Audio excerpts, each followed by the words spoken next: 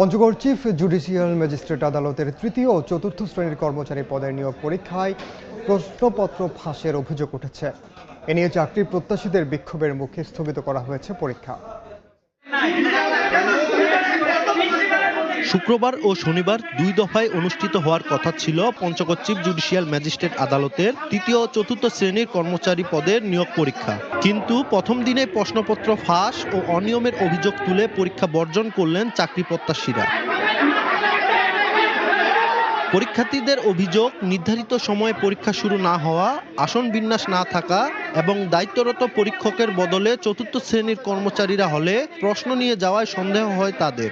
এরপর প্রশ্ন ফাঁসের অভিযোগ তুলে বিক্ষোভ করেন তারা।